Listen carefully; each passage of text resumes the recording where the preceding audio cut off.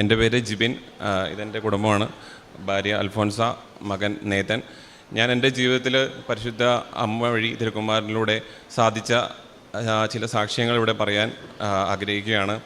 ഞാൻ ആദ്യമായി ഞാൻ പറയട്ടെ, ഞാൻ ഖത്തറിലാണ് വർക്ക് ചെയ്യുന്നത്. കഴിഞ്ഞ 9 വർഷങ്ങളായിട്ട് ഞാൻ ഖത്തറിലാണ് വർക്ക് ചെയ്യുന്നത്.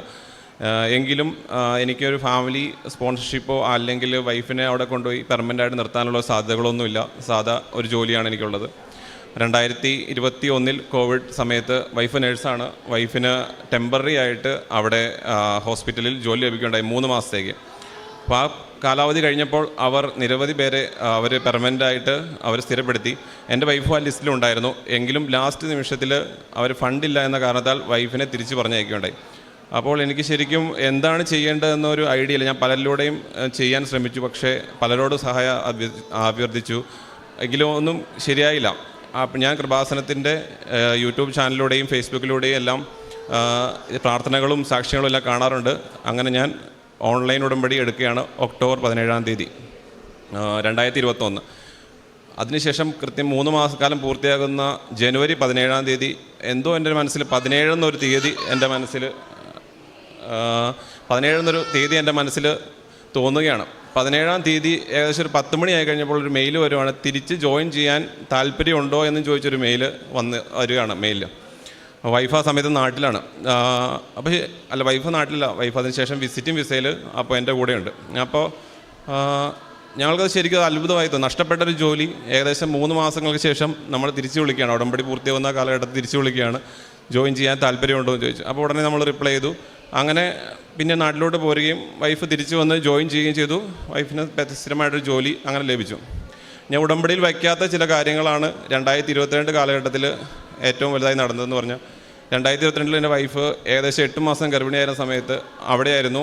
നാട്ടിൽ വന്ന് ഞാൻ വൈഫിൻ്റെ അമ്മയും കൂട്ടിയിട്ട് അവിടെ ചെന്നപ്പോൾ ഇവിടെ നാട്ടിൽ എൻ്റെ അമ്മച്ചി മഞ്ഞപ്പിത്തവും എലിപ്പനിയും ബാധിച്ച് ക്രിട്ടിക്കൽ സിറ്റുവേഷനിലാവുകയും വെന്റിലേറ്റർ സഹായത്തോടെ അഡ്മിറ്റ് ആവുന്നൊരു സ്ഥിതിഗതിയിൽ ഞാനവിടെ നിന്ന് തിരിച്ചു വന്നു. അപ്പോൾ വൈഫ് 8 മാസത്തോളം ഗർഭിണിയാണ്. 9ാം മാസത്തിലേക്ക് കടന്നു. ഡെലിവറി സമയം അടുത്തിരുന്നു. പക്ഷേ എനിക്ക് വരാതൊരു നിവൃത്തിയില്ല. അപ്പോൾ ഡോക്ടർ പറഞ്ഞു മകൻ വന്ന് കണ്ടോട്ടെ എന്നുള്ളൊരു ഇത് പറഞ്ഞു.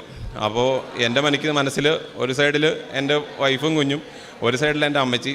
ഞങ്ങളുടെ ഖത്തറിലെ ഇടവക പള്ളിയിലെ അച്ഛനും എൻ്റെ കൂട്ടുകാരും എല്ലാം ധൈര്യമായിട്ട് പോയിട്ട് വാ എന്നുള്ള ധൈര്യത്തിൽ ഞാൻ അവിടെ നിന്ന് പോകുന്നു. 17 ദിവസത്തോളം അമ്മച്ചി ആശുപത്രി കിടന്നു. 17 ദിവസം അമ്മച്ചി ആശുപത്രി കിടന്ന് ഞാൻ വന്ന് നേരെ എയർപോർട്ടിൽ നിന്ന് വീട്ടിൽ കയറി ബാഗ് വെച്ച് നേരെ ഹോസ്പിറ്റലിലോട്ടാണ് പോണേ.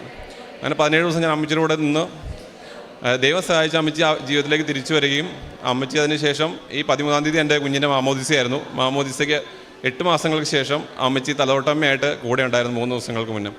അതിൻ്റെ ജീവിതത്തിലെ ഏറ്റവും വലിയ ആഗ്രഹമായിരുന്നു. എൻ്റെ അമ്മച്ചി എൻ്റെ കുഞ്ഞിനെ കാണാൻ നഷ്ടപ്പെട്ട് കഴിഞ്ഞാൽ എനിക്കത് ഒരിക്കലും സഹിക്കാൻ പറ്റുന്ന ഒരു കാര്യമായിരുന്നില്ല. പിന്നെ ഞാൻ ഉടമ്പടിയിൽ വെച്ചൊരു കാര്യമായിരുന്നു എനിക്ക് ഖത്തർ ഡ്രൈവിംഗ് ലൈസൻസ്. പൊതുവേ ഞാൻ വളരെ ടെൻഷനുള്ളൊരു വ്യക്തിയാണ്. അപ്പോൾ എനിക്ക് ഈ വണ്ടി നാട്ടിൽ എനിക്ക് ലൈസൻസ് ഉണ്ട്, പക്ഷേ ഞാൻ ഓടിക്കാറില്ല. ഖത്തറിലെ ലൈസൻസ് കിട്ടാൻ വളരെ ബുദ്ധിമുട്ടാണ്. എപ്പോഴും ഞാൻ എന്തെങ്കിലും മിസ്റ്റേക്ക് കാണിക്കാൻ 3 പ്രാവശ്യം ഞാൻ പരാജയപ്പെട്ടു. 4ാമത്തെ പ്രാവശ്യവും എനിക്ക് മിസ്റ്റേക്കാണ്, ഞാൻ പരാജയപ്പെട്ടു എന്ന് എനിക്ക് ഉറപ്പായി. 2ാമത്തെ ഡ്രൈവിംഗ് സ്കൂളാണ്. ആദ്യത്തെ ഡ്രൈവിംഗ് സ്കൂളിൽ കോഴ്സ് കംപ്ലീറ്റ് ആയി കിട്ടിയില്ല. 2ാമത്തെ സ്കൂളാണ്. അപ്പോൾ ഞാൻ മാതാവിനോട് പ്രാർത്ഥിച്ചു. ഞാൻ വെയിറ്റ് ചെയ്തിരിക്കുക, മാതാവ് ഏതായാലും തോറ്റുമെന്ന് എനിക്കറിയാം. ഇനിയിപ്പോൾ ഏതായാലും എനിക്കിനി ഒന്നും കൂടി ഇതിൻ്റെ പുറകെ നടക്കാനുള്ള പൈസയോ അല്ലെങ്കിൽ സമയമോ സാഹചര്യമോ ഇല്ല. ഒരു അത്ഭുതം പ്രവർത്തിക്കുന്നത്. അത്ഭുതം എന്ന് പറയട്ടെ, ഞാൻ 100% പരാജയപ്പെട്ടു എന്ന് വിചാരിച്ച ഡ്രൈവിംഗ് ടെസ്റ്റാണ്. ആ പോലീസ് ഉദ്യോഗസ്ഥനെ ശകാരിക്കുകയും ചെയ്തതാണ്. പക്ഷേ റിസൾട്ട് വന്നപ്പോൾ ഞാൻ ആ ടെസ്റ്റ് പാസ്സായി. അങ്ങനെ എനിക്ക് ലൈസൻസ് കിട്ടുകയും ചെയ്തു. പിന്നെ ഞങ്ങൾ എന്തൊരു പ്രശ്നം വന്നാലും ക്യാൻഡിൽ ലൈറ്റ് പ്രെയർ ഇട്ടതിന് ശേഷം ഞങ്ങൾ ഇറങ്ങി പുറപ്പെട്ട കാര്യങ്ങൾക്കൊക്കെ ഞങ്ങൾക്ക് പോസിറ്റീവായിട്ടുള്ള റെസ്പോൺസാണ് കിട്ടിയിട്ടുള്ളത്. അപ്പം ഞങ്ങളുടെ അടുത്ത് ആരെങ്കിലും ഒരു പ്രശ്നമായിട്ട് വന്നാൽ അത് കേൾക്കാനും അവരോട് കൃപാസനത്തെ പറ്റിയോ അല്ലെങ്കിൽ ക്യാൻഡിൽ ലൈറ്റ് പ്രെയർ, ഇതിൻ്റെ ഉടമ്പടി വസ്തുക്കൾ, കാര്യങ്ങളെല്ലാം ഞങ്ങൾ കൃത്യമായിട്ട് പറഞ്ഞു കൊടുക്കാനും ചെയ്യാറുണ്ട്. ജെനുവിനായിട്ട് ഞങ്ങളുടെ അടുത്ത് വരുന്നൊരു കേസ് നമ്മളെ കൊണ്ട് പറ്റുന്ന സഹായങ്ങളും ഞങ്ങൾ ചെയ്യാറുണ്ട്. പിന്നെ ഞാനൊരു വലിയൊരു വിശ്വാസിയൊന്നും സാധാ ഒരു പള്ളിയിൽ പോകുന്നുള്ള രീതിയിലുള്ള ഉടമ്പടിക്ക് ശേഷമാണ് എനിക്ക് മാതാവിലേക്ക് കൂടുതൽ അടുക്കുവാനും ഞാൻ ഇപ്പോൾ 3ാമത്തെ പ്രാവശ്യമാണ് ഇപ്പോൾ ഇവിടെ വന്നത്.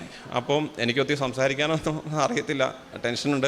പക്ഷേ എന്തായാലും ദൈവം സഹായിച്ച് എനിക്ക് സാക്ഷ്യം പറയാനുള്ള ഒരു അനുഗ്രഹം എല്ലാം ദൈവം തന്നു. ഉടമ്പടി വസ്തുക്കളിലൂടെ ഞങ്ങൾ ഓരോ സ്കാനിങ്ങിനെല്ലാം പോകുമ്പോൾ ഉടമ്പടി വസ്തുക്കളൊക്കെ ഞങ്ങൾ തൊട്ട് പ്രാർത്ഥിച്ചതിന് ശേഷമാണ് സ്കാനിങ്ങിന് പോകുന്നത്. 4 വർഷത്തിന് ശേഷം ഞങ്ങൾക്കുണ്ടായ ഒരു കുട്ടിയാണ്, നേതൻ എന്നാണ് പേര്.